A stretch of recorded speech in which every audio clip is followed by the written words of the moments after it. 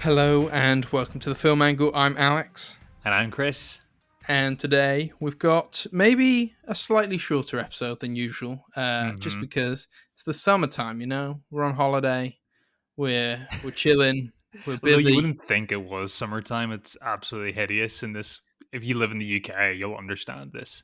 Our summer was like a 2 week little heat wave, and then all we've had is rain since. It's been pretty Yeah, it depressing looks this like year. because we live up really, really high up in the hills, it actually looks like the outdoor set of Crimson Peak up here at the minute. It's like Oh, fog. You can't see like more than 20 feet in front of you. It's pretty really? ghostly. Yeah. Oh, nice. Well, actually, it's to be fair, in Bristol, it's actually been quite nice today.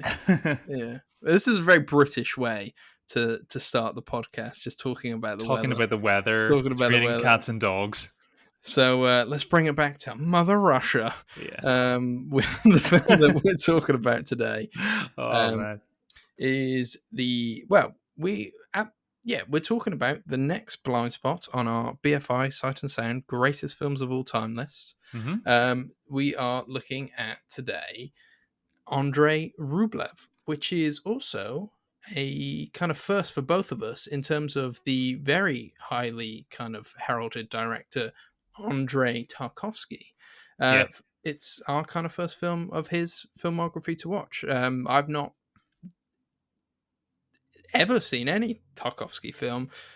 I mean, I've heard the name, but I've not even really kind of Sure. delved deep into his filmography. I'm not even like, I'm like maybe only slightly aware of films like Stalker. Yeah, Um, we know the poster is very infamous for that, and yeah, I think I've always had like a peripheral awareness of Tarkovsky, but never just took the plunge. I don't know if that's a distraction or just sort of my own ignorance, but I've always, I've meant to catch up with all of his seven feature films. I think they're all kind of considered to be masterpieces, which is, mm, which is really rare for any director to have such consistency like that, and it's a shame that he died very young. He died in his 50s, and mhm. there's conspiracy around that too, which is It's quite always interesting. We can, conspiracy around the Russians and the Soviet Union. Always well, yeah, conspiracy. yeah, not to generalize, but there tends to be with people of significant like artistic power. Um, yeah, there's always somebody who opposes that ideal, and in this instance, it was the state. Yeah, absolutely, absolutely. And it's interesting because Andrei Rublev is a film that was actually funded by the government. Oh, really? Yes, to begin with, the president, prime minister of Russia at that time, um, was allowing a lot more kind of creative freedom within the arts, and yeah, they were able to get the funding for the film. And Hmm. but he obviously changed hands. I don't know, maybe died. I don't know my Russian history very This is well. like is this like the evil stepmother storyline? As soon as the real nice mother dies, that the evil one comes in and ruins everything. Yeah, by the time the film was completed, they were not happy with the kind of amount of violence and brutality that it depicted, and wanted to cut it down. And Mm. it ended up kind of taking a long time to release. It had to go through many cuts. It was pulled out of Cannes when Tarkovsky wanted to premiere it at Cannes. It then premiered the year later in Cannes, but it was a one-off screening at 4 a.m. Oh yeah, Um, yeah, and it still like managed to win rave the reviews and jury, and audience awards. Yeah. jury award or something like that. Yeah, one. Despite being filmed, I guess, shot it and screened at 4 o'clock in the morning. Yeah, I mean, having now seen this film, I can't imagine watching it at 4 a.m. To give our listeners a little bit me, of an me insight neither. No. as to what the film is about, or kind of tries to, the story. The story. It's an episodic thing, but it It's is. it's an it's an epic as well. Yeah. It is. Oh, very much so. It is a kind of biopic about a painter called Andrei Rublev, who is a Hmm. real person. But this kind of biopic is very fictitious, I believe, and is almost episodic events which kind of inform his art. And it is Yeah. he throughout the film kind of falls out of love with the world, with art, and then by the end of the film has kind of been inspired once more. And in a in a very kind of, I think, powerful ending, is the only time we see any of Rublev's paintings of the icons, as they're called, which is Hmm. like Jesus and angels and stuff. Yeah. Uh, Yeah, yeah. and he He's kind of he's what's cuts. ca- he's what's called an iconographer, which yeah, like you said, somebody it's kind of like fresco, that sort of stuff, where they, you said you make these very sort of, I don't know if you call them elaborate or simplistic, but they're somewhere in between, where they're just these really like vivid depictions of biblical um text or history, and it's very very gothic usually, and kind of depicts Mm, hell and how hell meets heaven, and yeah, he was kind of considered like the even though he came from a really obscure rural background, many regarded him as being like on the same level as the guys from the Renaissance period. Like he was supposed to be, one of the greatest Russian artists, of that sort of age of time. yeah, yeah, yeah. Um, yeah, his paintings are very kind of, they're very stern images of Jesus, I would say. And Yeah. I think that, I mean, I was very late last night, kind of finished this film, so almost in like a kind of dreamy haze by the end. But I definitely thought the film was trying to explain that, like, maybe his kind of the way his kind of faith is shaken throughout the film, and Hmm. the violence that he sees depicted kind of informs the way he kind of sees these godly figures. And I just thought it was interesting that there was kind of no warmth to these images. I thought. I don't know if you saw it as the same way. I think the ending does kind of tie the film very kind of nicely, because it does feel a bit kind of meandering, and like, like, where is this going throughout. Like, each episode does feature like different things, sometimes completely different characters. And I Yeah, did yeah. find at times I was like, what is this going for?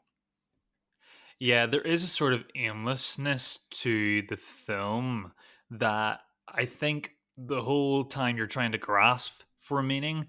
And I think that kind of maybe was the point, because it's kind of like how we deeply sort of yearn for significance. Like, even when we fail to acknowledge that meaning only exists when we sort of like bestow it, it's like chaos and terror sort of like unfold before Andre's eyes all the time. Like, he turns to religion in search for that clarity. But the movie sort of explores like all these themes like vanity, fear, hope, faith, religion, all the complexities of the human experience. So it delves into all that dichotomy between chaos and order, but the essence of meaning and art and the very purpose of life is what Andre is trying to wrestle with. And it's quite interesting. It's quite an all encompassing film, and it's and we not just Andre that we're focused on, but from the beginning of the story, we have two other iconographers, two other painters that journey with him. One who is sort of jealous of Andre, um, who kind of hates himself for his detachment, but cannot help but feel that he was should have been gifted the gift that Andre was given, and the other guy is a little bit more complacent. So we get this more of like a trio of different types of perspective in religion, and yeah, they ask all the big questions, and it meanders through this really big 8 episode story that spans about 30 to 40 years of Andre's life. It And definitely feels like like the philosophical musings of maybe like the writer director themselves. I'm assuming sure. Tarkovsky might have written this as well. I'm just having a look. Yep, so he Mm. did, along with somebody called Andrei Konchalvosky. I All the wonder if they, Andres. I was about to say, I wonder if there's something there with the Andres. A lot of Andres here. But yeah, it definitely does feel like he is also kind of uh, wrestling with the idea of kind of religion in this kind of modern world, and the philosophy of faith and what it means. Um, Hmm. and I guess art itself, which is obviously kind of discussed throughout, and it's very much an interesting take to not have really much of any art in the film apart from kind of that powerful ending. But I do There's a think lot it of lends, discussion about art, though. Yeah. yes, it does lend itself to a very kind. I think I did love the ending. I really did. It Hmm. For a film where I was like, this is slow, but I think I like it. The ending, I was like, oh, okay, this is cool. This is Eh, good. I think, I think coming off the back of previous films that we've explored in this list, I think, the only sort of point of reference I really had for the prologue of this story, the prologue's quite interesting in that it's quite vague, and we can get into that as well. But it kind of reminded me a lot of when we watched Satan Tango.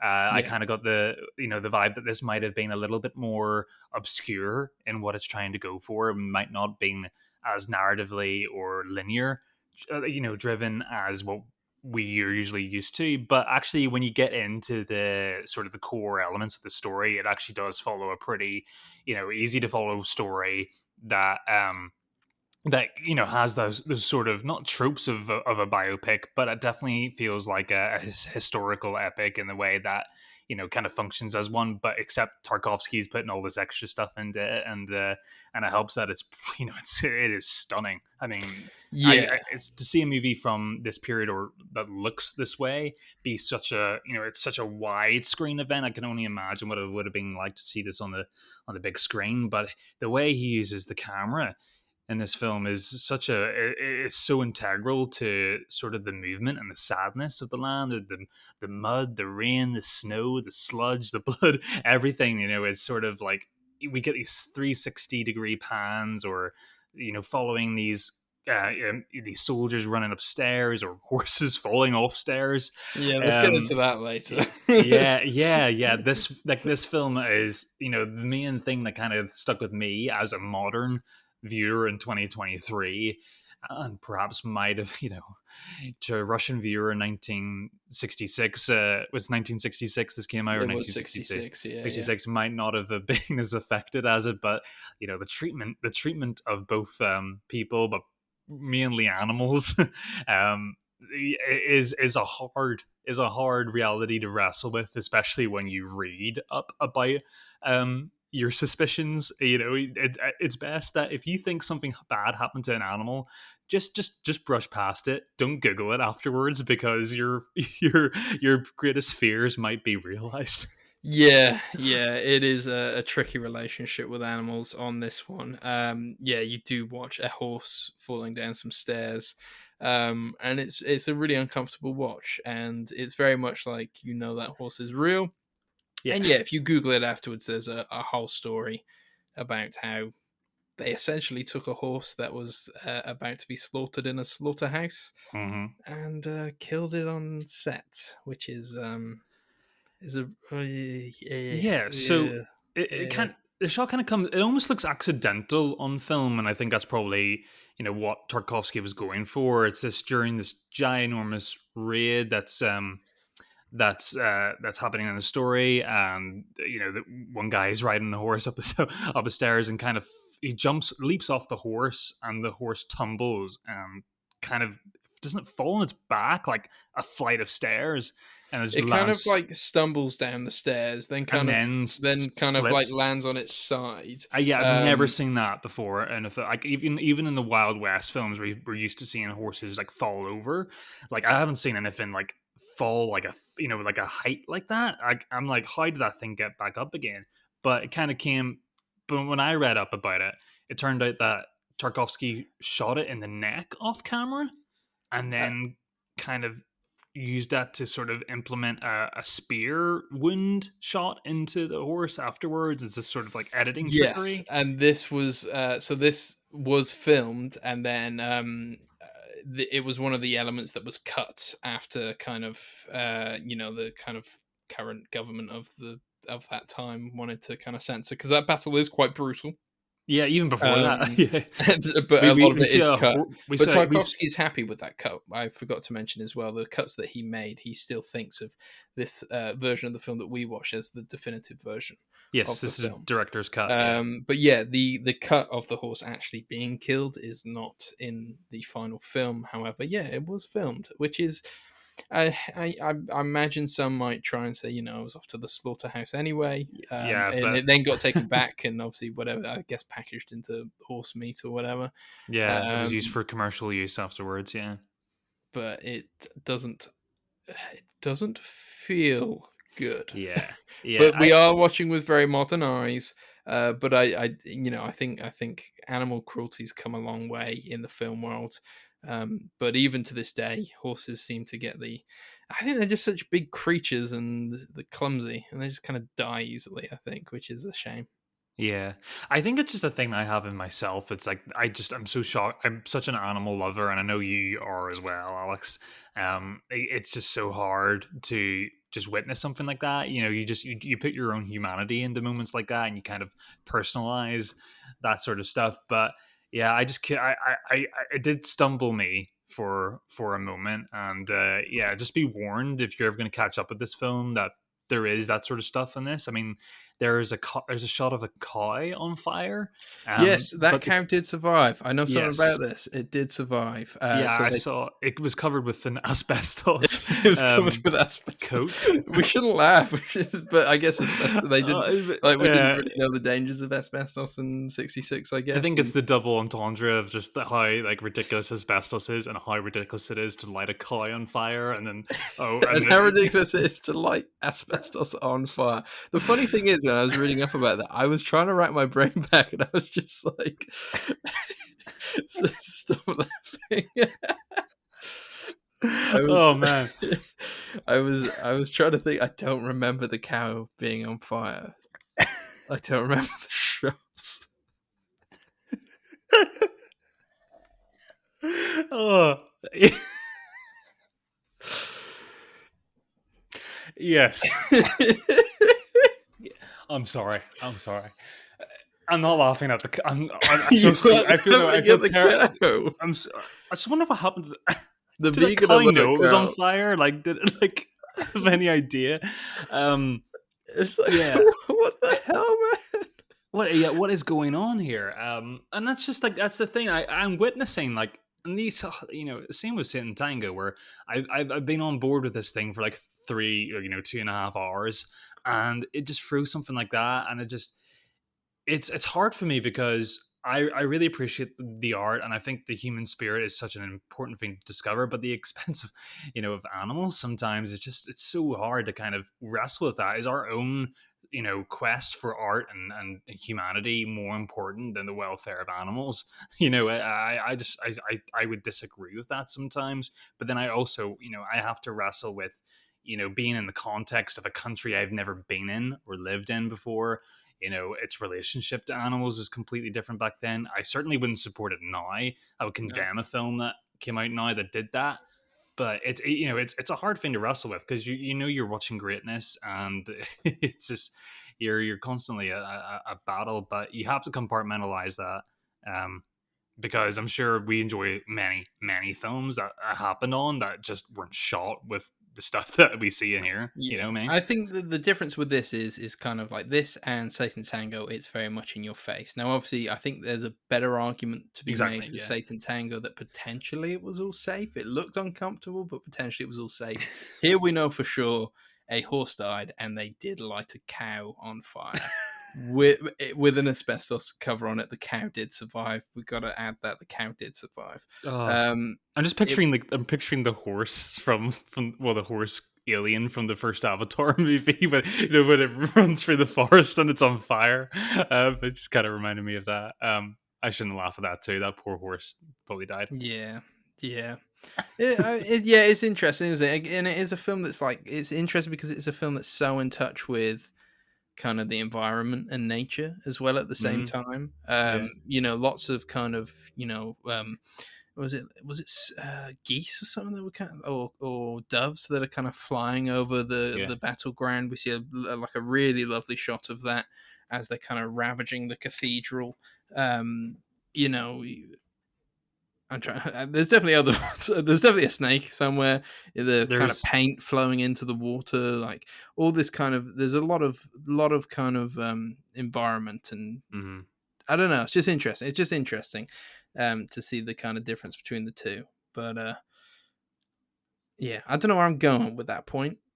It's just. I think Yeah, it's I think you're. difficult. I You think I know what you're can't. saying there. Like the vast like landscapes and the quiet moments in nature sort of serve as a contrast to the chaos of human actions and a source of Yeah, it's how we've um sort of perverse the land in a way. But it's like I think I got that without you having to kill a horse on camera for me. So That's I my think that's thing. it. There are Yeah, ways of doing this.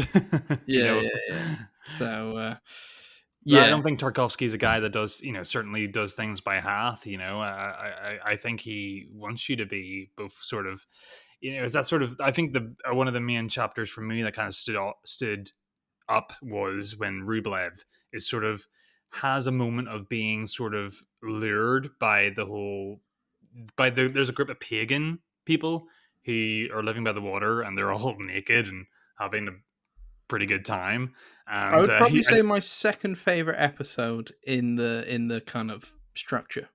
yeah, and I think that's also because how well it's sort of shot.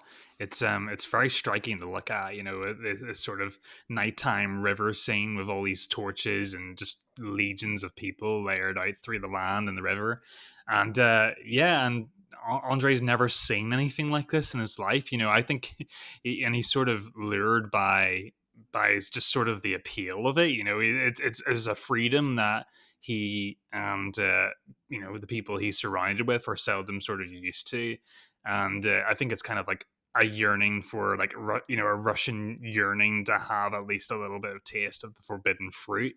I think a really important part of the movie is when Rublev says to oh who's is it Kirillo. Yeah, something like that, isn't it? Yeah, the other painter who is not as Krill? Kirill. There's Yeah. Krill and Danil, I think. Yeah, so Kirill is obviously, the one who's very jealous of Andre. They meet again up later in the story, and they have this sort of Kirill sort of explains to him that Russia's always been in pain and will forever, how. And Andre's like, how long will this last? And he thinks, well, possibly forever, He wasn't wrong. and he wasn't wrong. And I think that's kind of a part of the story that really hits. I think, even to this day, obviously, Russia is just, we can go off on a tangent about, where our speculations are, where Russia is in terms of a civilization right now. But, it's really hard for the Russian people to kind of come to terms with their own country. And I think Tarkovsky really has this on his mind where he's sort of wrestling with whether he's in love with his own country or not. I think a lot, and that's in Russian art a lot.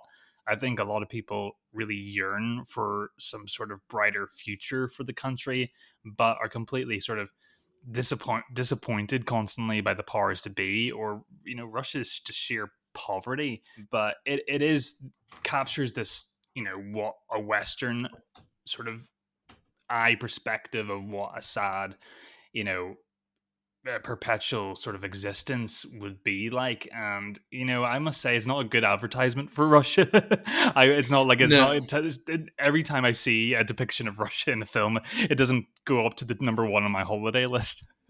We'll just put it at that. But it is interesting because I feel like, I don't know about you, but I feel like we know so little about the landscape of Russia because it is a huge domineering country on the earth.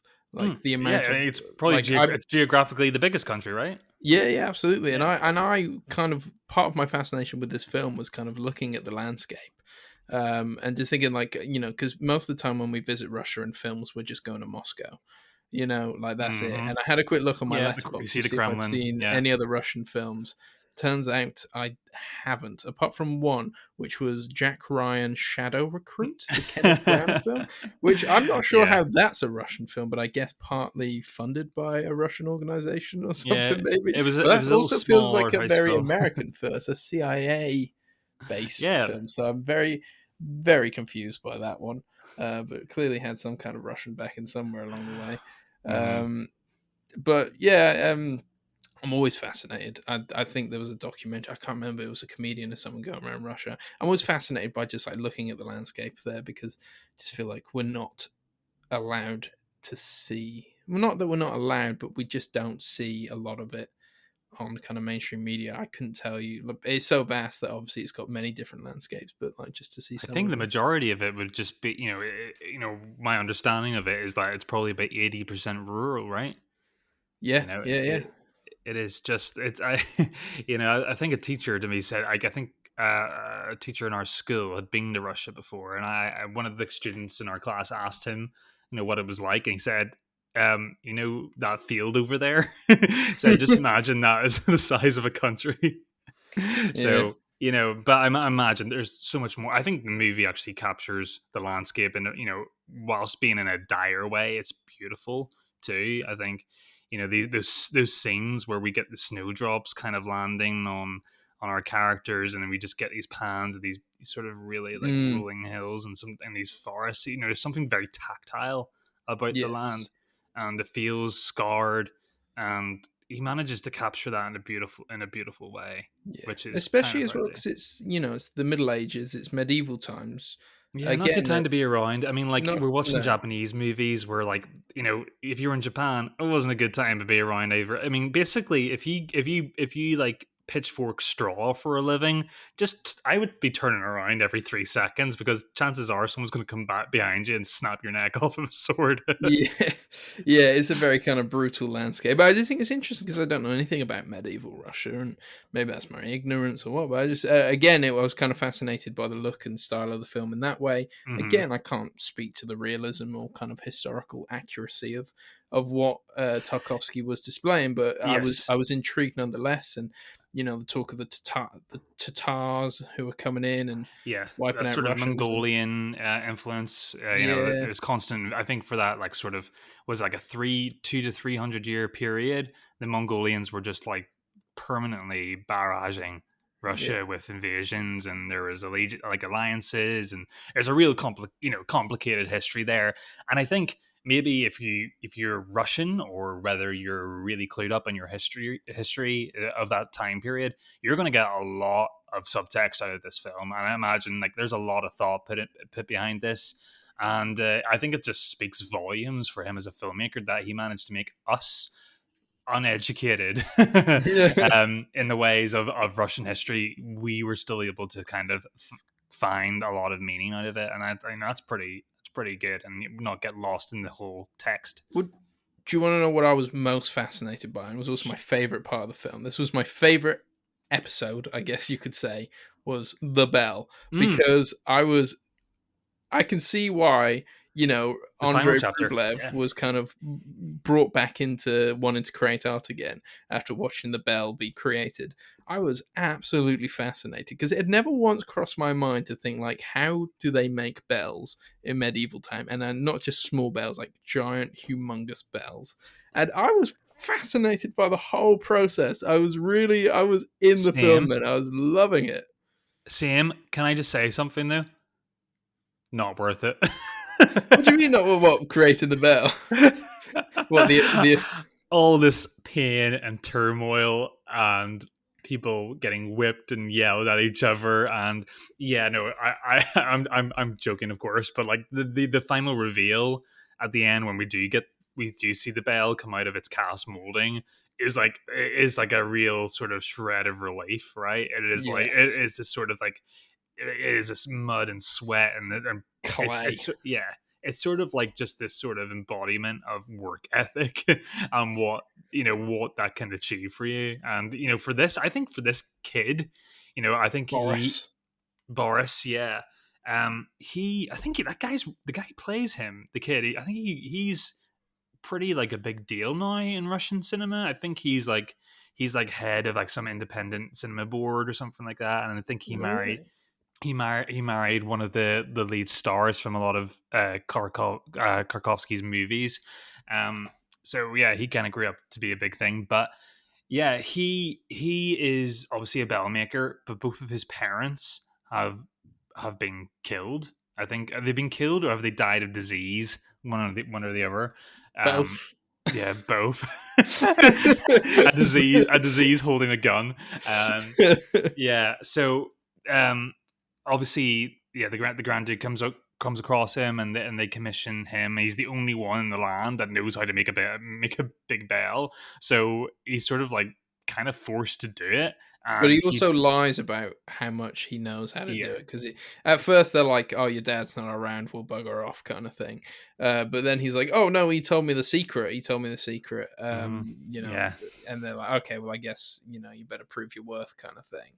So he's also terrified whilst making it because he knows he's kind of lied, and he's also kind of swindling the prince there at the same time Yeah, for it's a life more or death silver. situation for him, really, So isn't it? he's very much like I'm trying to haggle some more kind of payment out of this, and as they're going to ring the bell, he's trying to disappear at the same time, in the fear of kind of it not going to plan. Yeah, Um, yeah, but yeah, and the project's like doomed. It's like losing money. He's falling out of favor of all the workers because he's working them to death. yeah, he's a Yeah, bit of a bad boss, to be fair. yeah.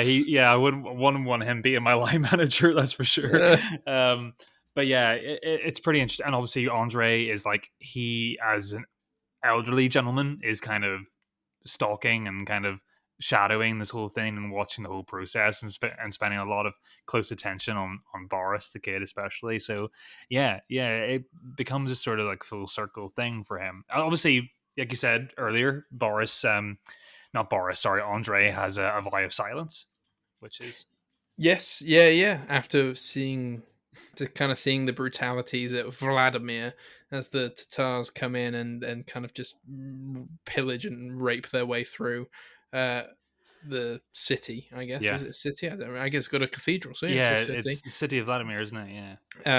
He can, and he has to. He defends a woman who is, I guess, mute or something. Yeah, she's she's She's she's being dragged away by one of the soldiers for probably no good things, and he kind of goes after with an axe, and the next thing you see is the man kind of falling down the stairs with a bit of pretty heavy head wound.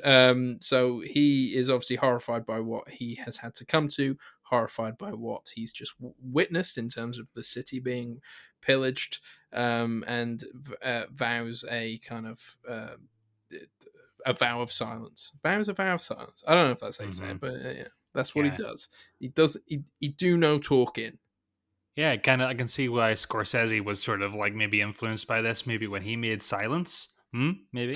Yes, yes. Well, I did think that because on Sight and Sound's actual kind of page where they talk about Andrei Rublev, they say it may be the most gut wrenching depiction of belief, creativity, and search for meaning ever filmed. And I was thinking, I think Scorsese did this better in silence. Yeah, yeah. Not to say that this is bad, because it isn't, and No. I think I think we're too detached from the material. I think, but then why am I any more attached to the story of a Portuguese Jesuit priest in Japan? it's because it's Uh, played by Andy G, and then you're like, that's why. I like that guy. That's why it's Andrew Garfield leading the picture. Yeah, I emotionally connected much more with that. I wouldn't say I was ever like emotionally brought up in this. I was provoked by some of the treatment of humanity and as we explored animals in this film. Yes, yeah, But yeah. yeah, provocation was kind of the main emotion I felt from this, and intellectual sort of engagement, but never really emotional about it. Yeah, I feel the film kind of left is kind of a little cold. If Yes, you know, not as a mass. I don't think I can't. I don't even know if that's a criticism because it is going for kind of a cold, that's part of the bleak visual world. aesthetic too. Yeah, It is, but I did want to mention as well. They For a lot of the time there isn't any kind of music, but when music does come into play, I think it's really powerful. And I couldn't hum you the melodies or anything like that, yeah. but there are definite musical motifs to this film that are really, really good and really, really striking. Um, and The when those come into play, it is I was just like, we need more of this music. It's really kind of it's informing the scene in a really good way. Yeah, and there's in the opener and the epilogue kind of repeats the refrain of like a woman sort of chanting, or sort of humming a song, that Mm, at the start and the end of it was quite haunting and it was quite interesting. But there's some scenes like where we're in the forests and there's just silence, but there's like you get all these, he really leans into the sound of birds all the time in the air, like almost like they're sort of like making this sort of orchestra of sound, like, and yeah, it's quite interesting. Like I said, it's that thing he's trying to wrestle with nature and the brutality of humanity at all at the same time. But yeah, I couldn't help but feel maybe it's a time thing, maybe it's again being one of my first sort of Russian films, that maybe that I just need to get used to or a bit more context behind this country myself. So maybe that's a feeling on me more than the film. But yeah, emotion was something that was sort of missing for me. Yeah, yeah. No, I agree. I agree. Do you wanna know some of the people that voted for the film on Sight and Sound? Because I think that's quite interesting as well. It Hmm. has quite a lot of directors voting for this one. Okay. Which, if you've looked through the web pages and who's voted for what, it does seem to be the critics Mm. are always the bulk because there's more critics asked about these films, I think, than Yeah, yeah. directors, and it's usually like a whole list of critics and then 4 or 5 directors. But I would say there's like 20 odd directors here who have specifically said this film. Robert Eggers being one of them, Oh, right. Okay. I can see which that in his I visual. Yeah. Especially, yeah, something like Northman kind of has yeah, those sort of inflections on it. Yeah. absolutely. That didn't surprise me at all. Alejandro Inarritu, Okay. Yeah.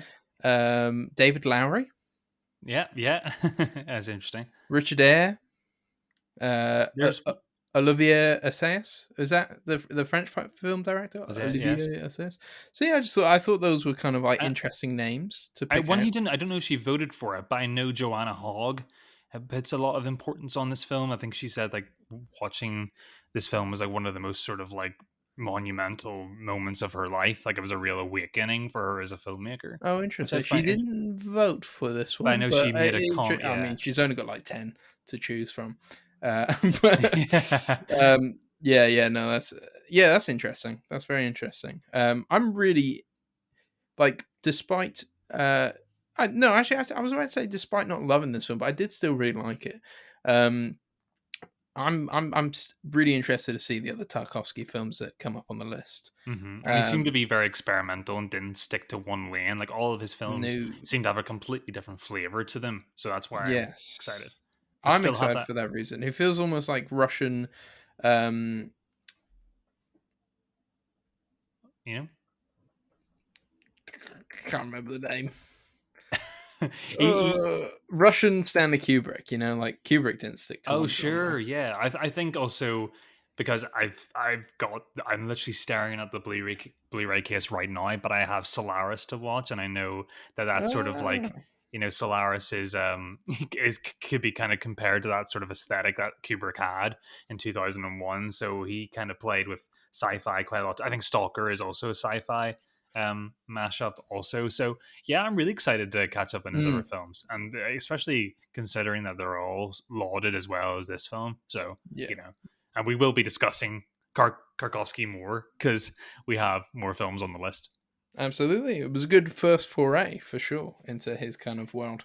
Yeah, these 3 hour movies, like they're just like they're nothing anymore, man. Definitely didn't feel as bad as Satan Tango. I must say, I had to split this one up just due to I did too. time constraints in my personal life. But yeah, no, I did enjoy it, and this is definitely slow cinema. Hmm. Um, but it's interesting and it's meditative, and I think like when you come out of it, like I think if I had jumped onto Letterbox after I watched it, I probably would have rated it a lot lower than having now just kind of spoken to you about it and being like, yeah, do you know it did a lot of good stuff, and I kind of see where it was going.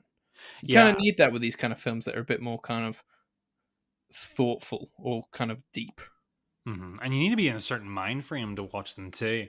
Yeah. I was going to put it on the other night, and I started it and I recognized the greatness, but I stopped myself and I was 15 minutes in. I was like, this movie is too it's too intellectual and above where I am at right now. Mm, So I need to come at this at 12 o'clock in the afternoon where I have a cup of coffee and I can engage with it properly and meet its intent. So no, I'm definitely glad I did that because I don't think I would have got as much out of it. Yeah, I'm a really big fan of this film. I think that I don't think it's for everybody. I will say no, that. I'm I not recommending this one to the parents Yeah, no, definitely not. Um, well, maybe should or you the actually, girlfriends, or the girlfriends? fiancés. Not even the dogs. Sure. I'm. This. Actually, my dog just watches everything. Really, I I was don't think. about to say my dog loves horses. But maybe you wouldn't want to see. That being said, Might Cody upset him. Cody did watch some of this with me. I have a video I need to send to you, Chris, after this of Cody watching Andrei Rublev. Oh dear! Oh He was dear! With watching it. He's such a good little boy. his hammer and sickle in hand. I'm telling you. Yeah, but what have we got next on the BFI list? We got some. Oh, well, I think we are into kind of a classic that's, well, at least I haven't seen. I don't think you have. Metropolis. Oh yeah, Fritz Line. I've always thought, oh, I'll stick it on. Oh yeah, it's 2.5 hours. I'll put that on next week, and I'm then it just very keeps. excited. Yes. Oh, look at him. He's loving it. He's. Why does your TV look so wide there?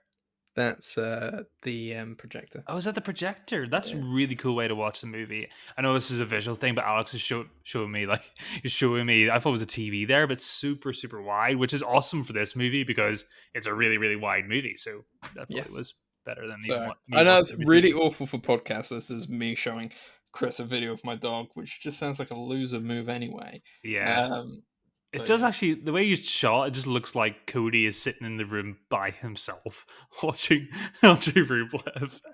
I mean, proud parent moment or what? He did look really invested.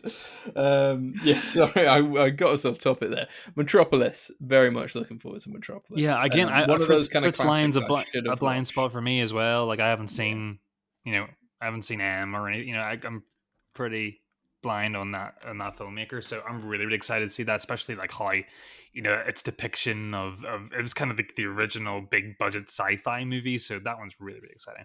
Yeah, absolutely. And aren't they remaking it? Is Coppola remaking it? Oh, is this like Coppola's like swan song? And he's got like Shia LaBeouf and everybody in this movie. Something like that. Let me have a look. I'll see what it says. Remake. Oh, first thing that's come up here is the 188 million Apple TV Plus remake of Metropolis has been cancelled. Oh, So there you go.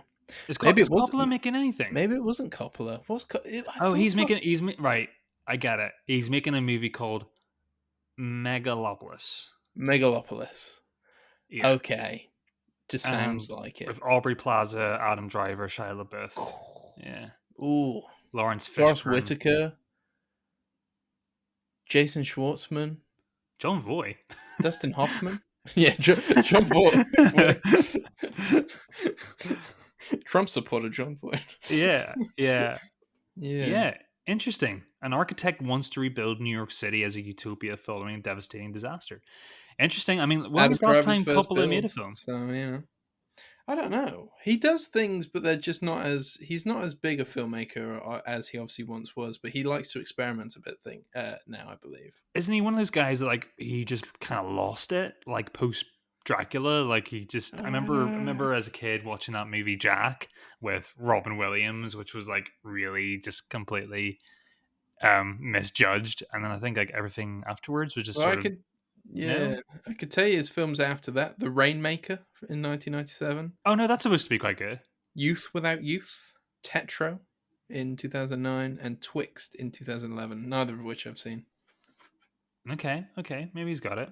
Yeah, I'm Mm. seeing him in the director's chair with test tubes coming out of his nose. Yeah, he might not be so involved in this one. Oh dear. Well, that is kind of it for the film angle this week. It is just the one film. I mean, it was a big one to get Yeah, and through, we've been really busy the and we last were week really too. busy. But yeah, we are taking a break next week. Just I'm on holiday, and it'd be good for us to actually catch up on some films at some point as well before the next recording. Yeah, who knows? We might have like 3 BFI movies to talk about in the next episode or something like that. You never know. You never You know. never know. You never know. But yeah, we'll be back in your ears very soon. Mm-hmm. Absolutely. Any big cinema releases? I know it's kind of a, you know, tumultuous time with the cinemas at the minute and where we're at. I mean, I doubt we're going to go make the trip for Haunted Mansion. No, definitely not. No, I don't think so either. I really, yeah, no, I'm gonna skip that one entirely, I think. They're doing a 50th anniversary at our local cinema of Bruce Lee's Enter the Dragon, a movie I loved as a kid. And I'm kind of almost tempted to see it again because Lauren's never seen it. So No, I've I don't think never we'll talk about seen it on it. the podcast, but it might be something I might be catching up with. That movie's really good. Oh, interesting. Yeah, no, I've never actually seen it, so maybe I should have. There's Yeah. a new Netflix film with Gal Gadot in, isn't there, coming out? Oh, that slipped me by. Heart of Stone or something like that. Oh, great. Trying to look at what else is coming That out. sounds like a very Netflix Slaughterhouse, movie. Slaughterhouse, the Killer Sloth movie. Oh, is that a theatrical release or is that a Netflix thing? It is in the States. I'm not sure if it is over here. But then it isn't until September where you have a few other things. I've not Oh, seen the yeah. Equalizer films, but Equalizer 3 is coming out. My Big Fat Oh, Greek yeah. Wedding 3. Oh, I haven't even seen. I seen a bit of the first one, but it's more. It's more like Big Fat Greek Wedding is like one of those franchises in America that is like sells out tickets. Like it is a big deal over there. I remember the first film being like a massive thing, It's like a and bit. Yeah, I it's a. remember we owned it. I'm pretty sure, like my family, we liked the Big Fat Greek Wedding. Mm. So we've got the third one of that coming. I think Strays is coming out with the talking, swearing dog movie. Yes, Have you yeah, seen yeah, the yeah. trailer for that? I have, yeah, interesting. Will it manage? You know, it was funny in the trailer, but will it manage to sustain an hour and a half? That's the question. Yeah, But it's true. It's true. Yeah. So there we go. There'll be things to watch, and we'll be catching up with some films. But also we'll continue to do the BFI films, and we've got some really interesting ones coming up. So looking forward to it. yeah, we will not be discussing Gran Turismo. Well, you never know. You mean that these gamer, scrawny kids know how to drive a real car? Uh, So yeah, that's kind of the plot of that movie. That's my yeah, terrible David Harbour impression. yeah. But no, I don't think I'll be catching up with that one anytime soon. No, no, Anytime not soon. unless the reviews are like this is the next big thing in cinema. Then Well, the maybe. reviews are out, and they are not saying Oh, they not fair that. enough. I hadn't seen any, so I wasn't sure. They're hiding the reviews from us. Fair enough. Well, whilst we're away, remember to follow us on our socials. We're on TikTok and Instagram at the Film Angle. We're also on Threads at the Film Angle, if that's still going. Oh, the biggest launch of an app ever, really, wasn't it? Like something like 100 million people joined on the first It's week. true. It's had a massive drop off though. So yeah, watching it with interest and Hmm. seeing where they go there. This has been the Film Angle for this week, I'm Chris. and I'm Alex. See you later. Goodbye.